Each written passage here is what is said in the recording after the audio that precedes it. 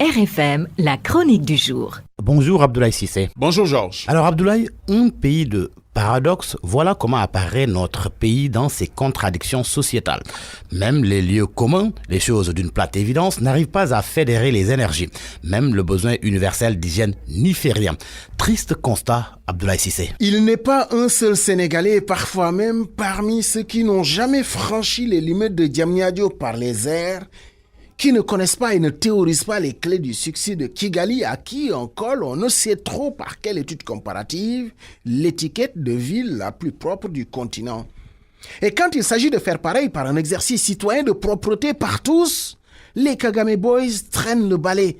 C'est vrai, Macky n'est pas Kagame encore qu'il faudrait que le président sénégalais le revendique, car l'exigence d'hygiène publique est une valeur universelle qui ne saurait prendre sa source dans la seule vallée du Ruzizi qui afflue vers le lac Tanganyika.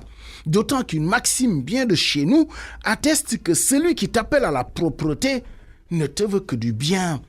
Alors, si on sort de cette journée de lancement du Cleaning Day sans avoir l'impression que nos villes sont plus propres maintenant qu'avant, c'est qu'on doit s'interroger et résoudre nos propres contradictions. Et on n'en est pas à une contradiction près.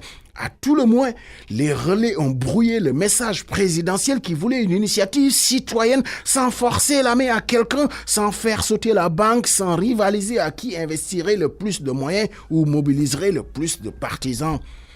Parfois, on a plus vu des caravanes de folklore que de vrais soldats de la propreté à pied d'œuvre. On est vite sorti du défi citoyen quand aux premières heures, le ministre de l'Environnement, pour ne citer que celui-là, fait étalage des moyens colossaux qu'il a investis dans son patelin de Mbao pour mobiliser sa jeunesse, sous-entendu ses partisans. Dès lors, on en vient à des considérations pour ceux qui ne sont pas du même bord politique, à ranger leur balai pour ne pas lui offrir un succès politique à revendiquer par la suite. Voilà tout le problème. Et pourtant, le président avait averti qu'il n'y avait pas un copec à investir, mais ça aussi, c'est un problème.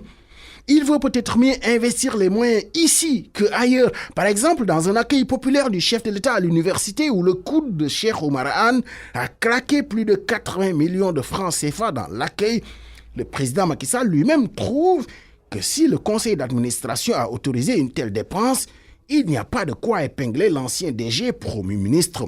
Drôle de façon de promouvoir la gestion sobre et vertueuse. On n'est vraiment pas à une contradiction près.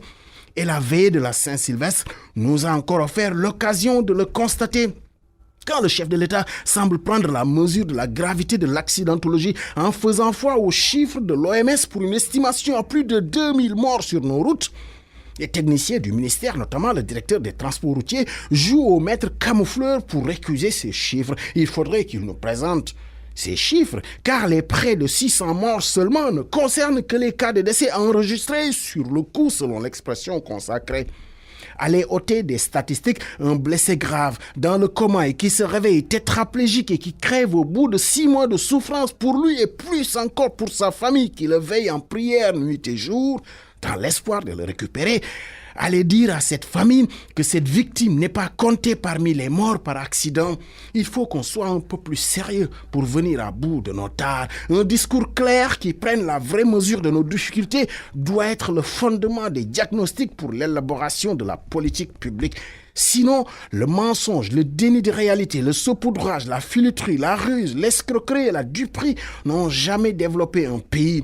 En arithmétique, on ne résout jamais mieux un problème que quand l'opération est bien posée. Autrement, les règles de calcul, les théorèmes, les axiomes n'y feront rien.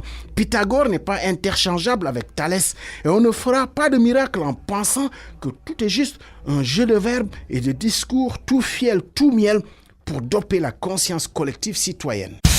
RFM, la radio de toute l'actualité.